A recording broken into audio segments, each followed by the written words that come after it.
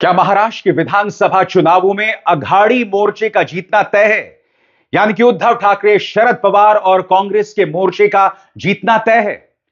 आखिर पिछले 4 महीनों में ऐसा क्या हुआ है कि अब लोग कहने लगे हैं कि मुकाबला कांटे का है। लोग यह भी कहने लगे हैं कि 288 में से 222 सीटें ऐसी हैं जिसमें मुकाबला किसी भी तरफ जा सकता है, यानी कि जीत किसी को मिल सकती है। आखिर क्या हुआ दोस्तों? 48 सीटों में अघाड़ी को 31 सीटें मिली थी और भाजपा गठबंधन को महज 17 सीटें। वो एंटी इनकम्बेंसी लहर का सामना कर रहे थे, मगर 4 महीनों में पूरा खेला बदल जाता है। आखिर क्यों? क्या इसका लिंक कहीं ना कहीं हरियाणा विधानसभा चुनावों के नतीजों के साथ है? आखिर क्या हो रहा है महाराष्ट्र की सियासत में? आज मेरे शो में मैं आपको महाराष्ट्र की इस वक्त जो सियासत है उस पर खबर पेश करने वाला हूं। इस वक्त सियासत कौन सी दिशा ले रही है और उसे समझने के लिए आपको एक एक मुद्दे पर गौर करना पड़ेगा दोस्तों। सबसे पहले बात आती है महाराष्ट्र के अस्मिता की। जी हां, अगर अघाड़ी की बात करें यानी उद्धव ठाकरे, शरद पवार और कांग्रेस के मोर्चे की बात करें तो वो लगातार महाराष्ट्र की अस्मिता और मराठा अस्मिता की भी बात कर रहे हैं और यह भारतीय जनता पार्टी के लिए सिरदर्द का सबब बनी हुई है। मैं आपका ध्यान दोस्तों इस तस्वीर की तरफ खींचना चाहूंगा। यहां आप देख सकते हैं प्रधानमंत्री नरेंद्र मोदी स्पेन के प्रधानमंत्री सैंचेज के साथ वडोदरा में C295 टाटा एयरक्राफ्ट मैन्युफैक्चरिंग की यूनिट का उद्घाटन कर रहे हैं।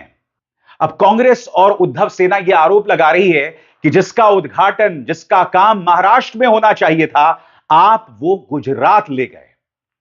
यानी कि महाराष्ट्र की परियोजनाएं लगातार गुजरात ले जा रही हैं। आपको याद होगा दोस्तों, लोकसभा चुनाव में उद्धव ठाकरे ने अपनी तमाम सभाओं में इस बात का जिक्र किया था और इसे अब जोर शोर से उद्धव सेना और कांग्रेस उठा रही है। मैं आपको बतलाना चाहता हूं इस मुद्दे पर क्या कहा है पवन खेरा ने आपके स्क्रीन पर। पवन खेरा यहां पर कह रहे हैं कि आखिर महाराष्ट्र के साथ भेदभाव क्यों। उनका बयान आपकी स्क्रीन पर। वो कहते हैं, मोदी जी, महाराष्ट्र से भेदभाव क्यों? नागपुर में लगने वाले टाटा एयरबस C295 फैसिलिटी का वडोदरा में उद्घाटन कर महाराष्ट्र के जख्म पर नमक छिड़के जा रहे हैं। देश की आर्थिक राजधानी गुजरात ले जाने की साजिश की जा रही है।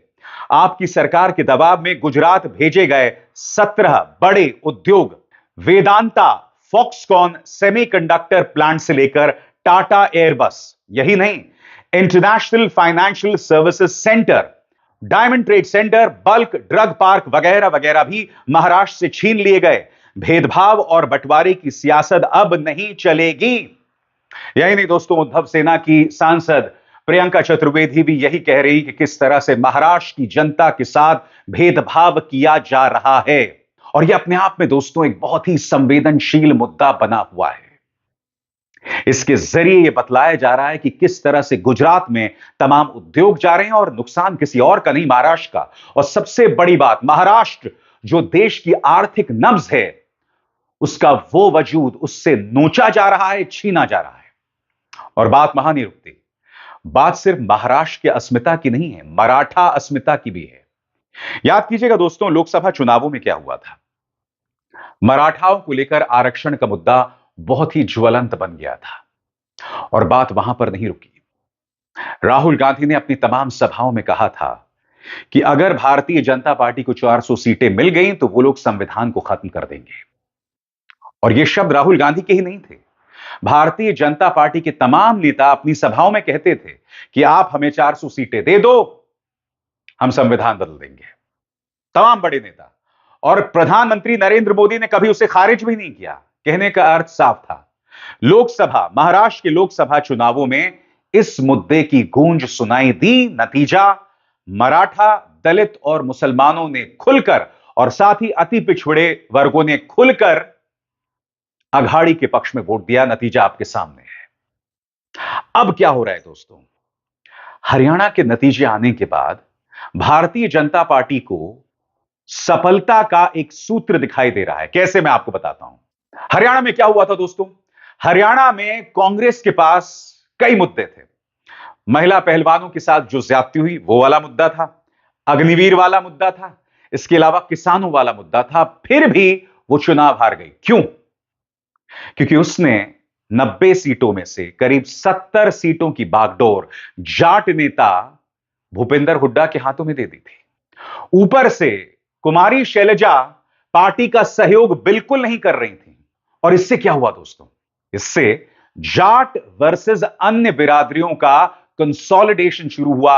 वो लोग एकजुट हुए, लामबंद हुए। नतीजा आपके सामने है। लोगों में संदेश देने की कोशिश की गई कि अगर भूपेंद्र हुड्डा मुख्यमंत्री बन जाएंगे तो जाटों का राज आ जाएगा और अन्य जातियों पर वो अत्याचार करेंगे। यह डर काल्पनिक था, मगर भारतीय जनता पार्टी इस डर पर खेलना जानती है। अब यह बताया जा रहा है दोस्तों, यही चीज महाराष्ट्र में लागू करने की कोशिश की जा रही है। इसलिए सामने उभर कर आता है भाजपा का बटेंगे तो कटेंगे का नारा। उसकी मैं चर्चा करूंगा, मगर सबसे पहले मराठा अस्मिता। अब यह कहा जा रहा है कि दोस्तों यहां पर यह फॉर्मूला अपनाया जाए, मराठा वर्सेस अन्य। मगर अगर भारतीय जनता पार्टी यह फॉर्मूला यहां लागू करती है तो यह बुरी तरह से बैकफायर होने वाला है। और मैं आपको बताता हूं क्यों। क्योंकि हरियाणा के अंदर जाटों की तादाद करीब 22 से 23% थी। महाराष्ट्र में मराठा जो समुदाय है उनकी तादाद जो करीब 33% है। फर्क है बहुत बड़ा। और सबसे बड़ी बात, अगर आप मराठाओं को अलग थलग करेंगे, यानी भाजपा अगर मराठाओं का अपमान करती है और उन्हें अलग थलग करती है, तो उनके साथ दलित भी जुड़ जाते हैं और मुसलमान भी। और जब ये जुड़ जाएंगे और साथ में कुछ अन्य पिछड़ी जातियां भी, तो अघाड़ी को जीतने से कोई नहीं रोक सकता। इसलिए यह फॉर्मूला यहां पर लागू नहीं होने वाला है, कामयाब नहीं होने वाला है। इसलिए भारतीय जनता पार्टी जो है वो एक फॉर्मूला लेकर आती है जिसका नाम है बटेंगे तो कटेंगे, जिसके जरिए आप हिंदू मुस्लिम का कार्ड खेलो। मगर हकीकत यह भी है दोस्तों कि हिंदू मुस्लिम का फॉर्मूला महाराष्ट्र में काम नहीं आने वाला। और मैं आपको बताता हूं क्यों। याद कीजिएगा, टी राजा सिंह, लोकसभा चुनावों से पहले यह व्यक्ति गली गली घूमकर जहर घोल रहा था। नतीजा यह हुआ, औरंगाबाद में सांप्रदायिक तनाव भी पैदा हुआ। कई जगहों पर यात्रा निकाली जा रही है। देवेंद्र फडणवीस इतने डेस्परेट हैं, इतने बौखलाए हुए हैं कि वो ये तक कह रहे हैं कि वो लोग तो ऐलान करते हैं, हम शंखनाद करते हैं, वोट जिहाद और न जाने क्या क्या। इनकी बौखलाहट देखो। सत्ता में है, 11 साल से केंद्र में है, फिर भी हिंदू खतरे में है। इसीलिए अब उत्तर प्रदेश के जो मुख्यमंत्री हैं योगी आदित्यनाथ, उनका नारा बटेंगे तो कटेंगे का नारा दिया जा रहा है। क्या यह बीजेपी को जीत दिलवा सकती है? दोस्तों सबसे बड़ी बात, डर जो है ना, यह बहुत ही दिलचस्प होता है। यानी कि अगर आप किसी को डरा दें तो उस डर के चलते वो आदमी कुछ भी कर सकता है। यानी कि अगर भारतीय जनता पार्टी अपनी राजनीति के जरिए हिंदुओं में डर पैदा कर लेती है तो जरूर उनका यह स्लोगन बटेंगे तो कटेंगे कामयाब हो जाएगा। मगर अघाड़ी को इसका जवाब देना पड़ेगा। और मैं आपके सामने दोस्तों एक बयान पेश करना चाहता हूं। आपके सामने यह है शिरूर लोकसभा सीट से सांसद डॉक्टर अमोल कोल्हे। ये एनसीपी शरद पवार फैक्शन के नेता हैं। सुनिए बटेंगे तो कटेंगे के नारे का क्या मुंह तोड़ जवाब यहां पर डॉक्टर अमोल कोल्हे दे रहे हैं। इनके एक एक शब्द पर गौर कीजिएगा। भाजपा की सोच को पूरी तरह से धराशायी कर दिया उन्होंने। सुनिए। बटेंगे तो कटेंगे कहने वालों जरा हमें यह भी बता दो। बटेंगे तो कटेंगे कहने वालों हमें जरा यह भी बता दो, क्यों काटा महाराष्ट्र के युवाओं का रोजगार और बांट दिया गुजरात को। 5.5 लाख कोटीची गुंतवणूक केली भावाहू, लाखों तरुणांच्या हातचा रोजगार गेला। तो बटेंगे तो कटेंगे कहने वालों जरा ये भी बता दो, क्यों काटा महाराष्ट्र के युवाओं का रोजगार और बांट दिया गुजरात को। क्यों काटा किसानों के कर्ज माफी का हक और बांट दिया चुनिंदा पूंजीपतियों को। 26 लाख कोटीचं कर्ज माफ झालं ठराविक उद्योगपतींचा, पण तुमच्या 7-12 कोरा झालेला नाही। आणि म्हणून हा प्रश्न है, क्यों काटा किसानों के कर्ज माफी का हक और बांट दिया पूंजीपतियों को। क्यों काटा मराठी पार्टियों को और बांट दिया आपने सत्ता के दलालों को। तो देखा आपने, अगर अघाड़ी के नेता इस तरह से काम करेंगे तो यकीनन उन्हें जीत हासिल होगी। मगर पिछले कुछ दिनों से लगातार गठबंधन के अंदर जो है सिर्फ टब्बल की विभाजन की खबरें आ रही हैं। मैं आपसे एक सवाल पूछना चाहता हूं, उद्धव ठाकरे अब तक चुनावी मैदान में क्यों नहीं उतरे? राहुल गांधी शरद पवार को जिस तरह से चुनावी मैदान में उतरना चाहिए दिखाई क्यों नहीं दे रहे हैं? इनमें सामंजस्य की साफ तौर पर कमी है। आपको याद होगा टिकट बंटवारे से पहले नाना पटोले, संजय राउत लगातार एक दूसरे के खिलाफ बयान दे रहे थे। नाना पटोले जो कि कांग्रेस के अध्यक्ष हैं महाराष्ट्र के अंदर, उनके खिलाफ उद्धव सेना है कि इनके रहते हम साथ में काम नहीं कर सकते हैं। इसके अलावा उद्धव ठाकरे जो कि मुख्यमंत्री थे जब इनकी सरकार हुआ करती थी, अब तक उद्धव ठाकरे को मुख्यमंत्री के तौर पर प्रोजेक्ट नहीं किया जा रहा है।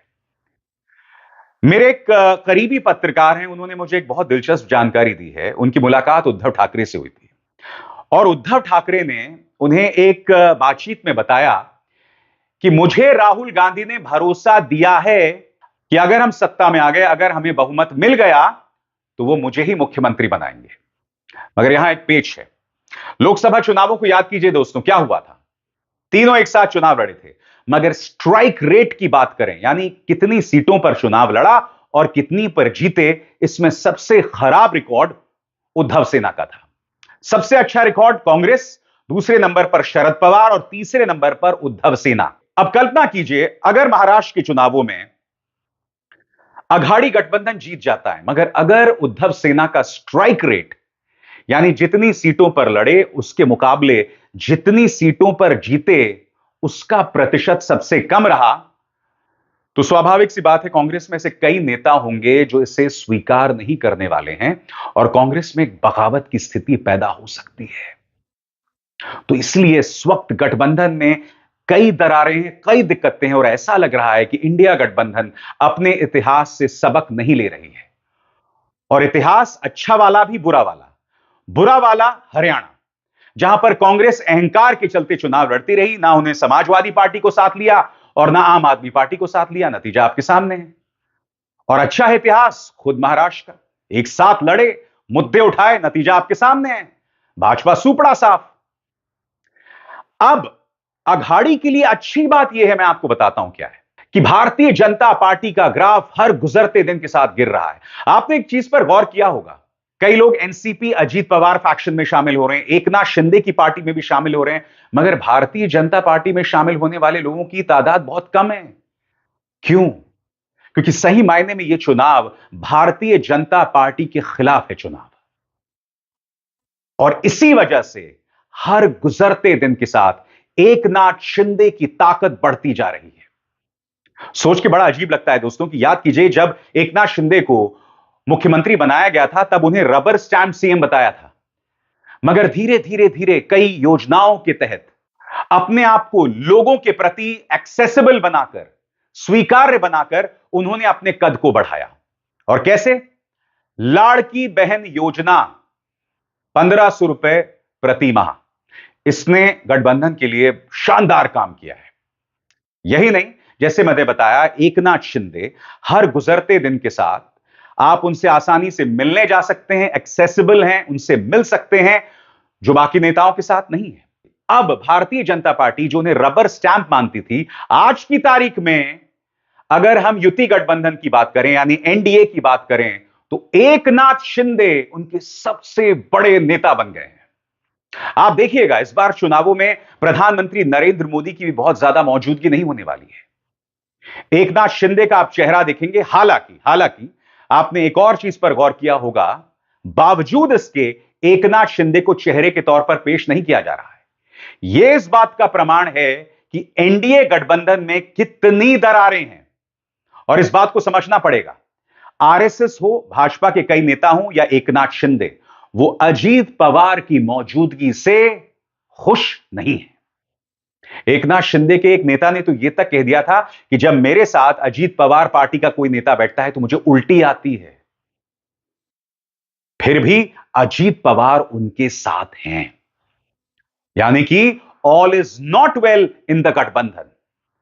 मगर हो क्या रहा है दोस्तों, पिछले कुछ अरसे से, चाहे लाड़की बहन योजना हो या फिर लाखों किसानों को हर महीने 5,000 रुपए देने की बात, इन तमाम योजनाओं की वजह से एनडीए ने वापसी की है माइनस बीजेपी का ग्राफ गिर रहा है, मगर गठबंधन हर गुजरते दिन के साथ मजबूत हो रही है।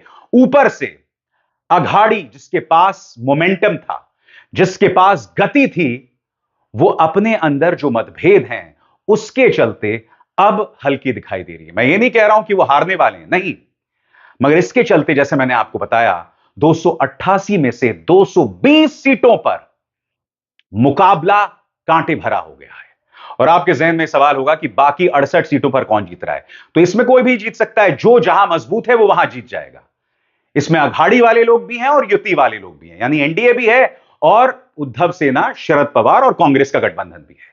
मगर 220 सीटों पर कोई भी जीत सकता है, यह 4 महीने पहले संभव नहीं था। 4 महीने पहले माना जा रहा था कि उनका जीतना तय है, मगर ऐसा लगता है कि इंडिया गठबंधन कहीं कमजोर पड़ गई, लचर पड़ गई, जो उसका अंदाजे बयां है।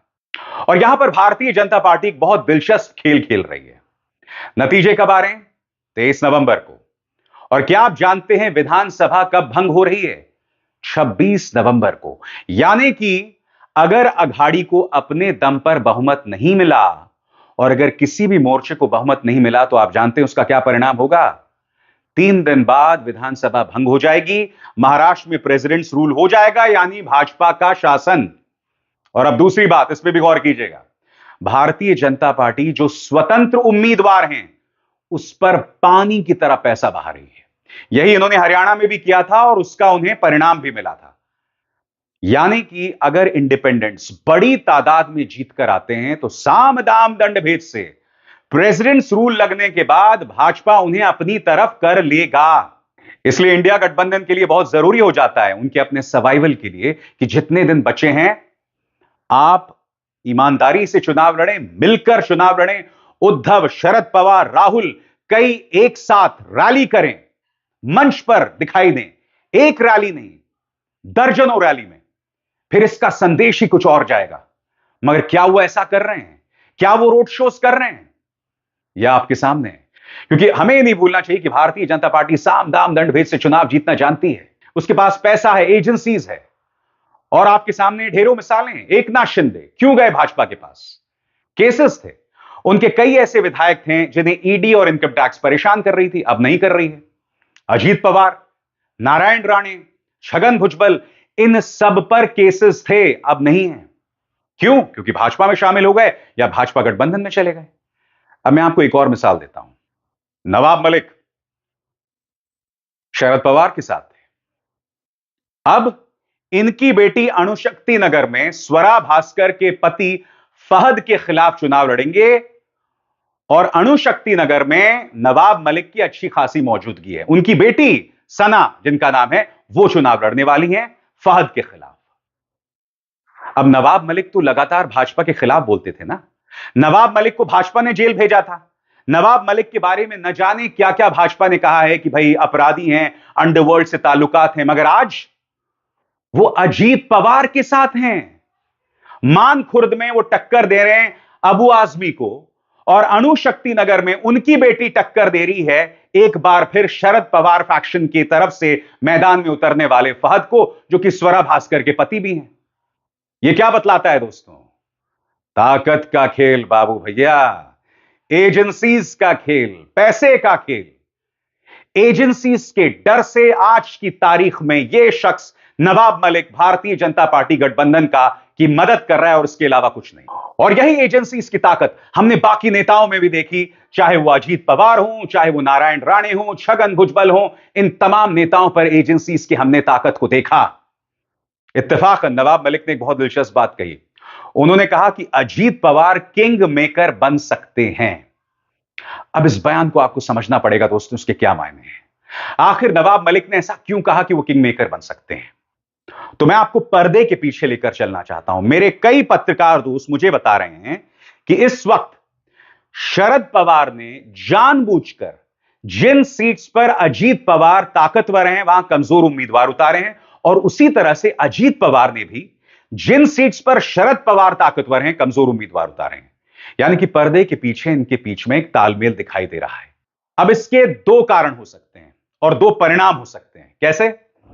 जैसे ही चुनावी नतीजे आएंगे अजीत पवार शरद पवार के पास चले जाएंगे, दोनों एक हो जाएंगे। क्योंकि मुझे बतलाया जा रहा है कि देखिए, शाम को तो अजीत पवार शरद पवार की उम्र पर ताना देते हैं, बुजुर्ग हैं, बूढ़े हैं, मगर फिर रात को यह पूरा परिवार मिलकर डिनर भी करता है, पार्टी भी करता है।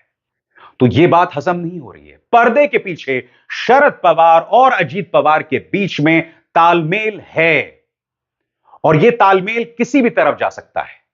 अजीत पवार इस तरफ भी आ सकते हैं, और दूसरा, क्या शरद पवार उस तरफ जा सकते हैं? कई लोग कह रहे हैं ऐसा संभव नहीं है, मगर मेरे एक पत्रकार दोस्त कह रहे थे कि अगर शरद पवार बीजेपी के पास जाते हैं तो उसका फायदा पार्टी को हो सकता है। कैसे?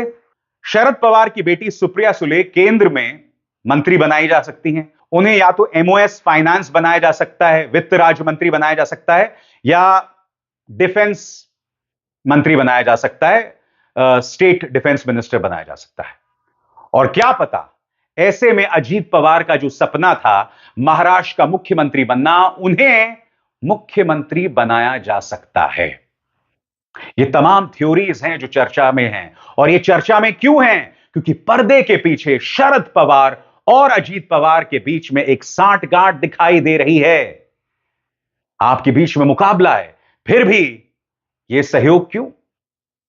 इसीलिए चिंताजनक बात है।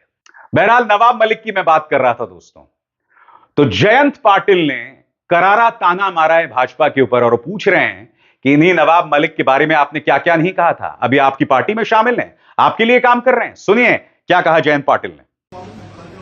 नवाब मलिक जी के उनके ऊपर बहुत आरोप भाजपा ने किए थे, और वहाँ पे उनकी लड़की जो है वो अनुशक्ति नगर से इलेक्शन लड़ने वाली है। वो अनुशक्ति नगर में इलेक्शन लड़ने वाली है, लेकिन उसको सपोर्ट बीजेपी का ही है। तो दोनों एक ही है। और जो जिस भाजपा ने नवाब मलिक को अरेस्ट किया था, बहुत साल से ज़्यादा उनको अरेस्ट करके अंदर रखा था, उनको अब भाजपा उनकी लड़की को टिकट दे रही है, और उनको भी टिकट देने जैसा ही है, ऐसा मुझे लगता है। तो जैसे मैंने कहा ना दोस्तों, एजेंसीज का खेल बाबू भैया, एजेंसीज का खेल। इसके अलावा हमें कुछ चेहरों की भी चर्चा करनी पड़ेगी दोस्तों, और हर चेहरे के अपने मायने हैं। देवेंद्र फडणवीस के खिलाफ नागपुर में, जहां से वो चुनाव लड़ रहे हैं, प्रफुल्ल वर्दे पाटिल मैदान में हैं, जो कि कुनबी समुदाय से आते हैं। बताया जा रहा है कि यह चुनाव देवेंद्र फडणवीस के लिए बहुत मुश्किल है। इनके सितारे एक अरसे से गर्दिश में हैं। मुख्यमंत्री थे महाराष्ट्र के, फिर अपमान का घूंट पीना पड़ा, आंसू निकले, फिर भी इन्हें डेप्यूटी चीफ मिनिस्टर बनाया गया। अमित शाह के साथ जो इनकी रंजिश थी, वो इनके लिए बहुत भारी पड़ी, और बताया जा रहा है कि जो भी नतीजे आएंगे, इसकी गुंजाइश बहुत कम है कि देवेंद्र फडणवीस को किसी भी सूरत में फायदा होगा। मगर हां, अगर 150 सीटों में से, ध्यान से सुनिएगा, अगर 150 सीटों में भारतीय जनता पार्टी को 100 से ज्यादा सीटें मिल जाती हैं, जिसकी गुंजाइश कम है क्योंकि आप जानते हैं कि एनडीए में सबसे ज्यादा सीटों पर मैदान में बीजेपी है, और अगर बीजेपी को सबसे ज्यादा सीटें मिलती हैं तो देवेंद्र फडणवीस के लिए अवसर है, मगर उनके रास्ते में खड़े हुए हैं अमित शाह, तो उनके लिए हर तरफ से मुश्किलात हैं। हो सकता है कि अगर युति यानी कि एनडीए ये चुनाव हार जाए तो देवेंद्र फडणवीस को केंद्र में भी शिफ्ट किया जा सकता है। मुकाबला बहुत दिलचस्प है दोस्तों। उन यूट्यूबर्स के बहकावे में मत आइए जो कह रहे हैं कि इंडिया गठबंधन का जीतना तय है, इस तरह की बातें कर रहे हैं। इन यूट्यूबर्स को आप सुनेंगे तो ऐसा लगेगा कि प्रधानमंत्री नरेंद्र मोदी नगर निगम का चुनाव भी नहीं जीत सकते। मैं आपके सामने असली तस्वीर पेश करता हूं, और आज मैंने किसी के भी जीत का दावा पेश नहीं किया। मैंने आपके सामने सिर्फ तथ्य रखे हैं जो इस वक्त मौजूद हैं, और मेरा वादा है कि आने वाले दिनों में रोज या कम से कम एक एक दिन छोड़कर महाराष्ट्र से जुड़ी सियासत, झारखंड से जुड़ी सियासत की पल पल की जानकारी आप तक पहुंचाता रहूंगा। अभिसार शर्मा को दीजिए इजाजत। नमस्कार।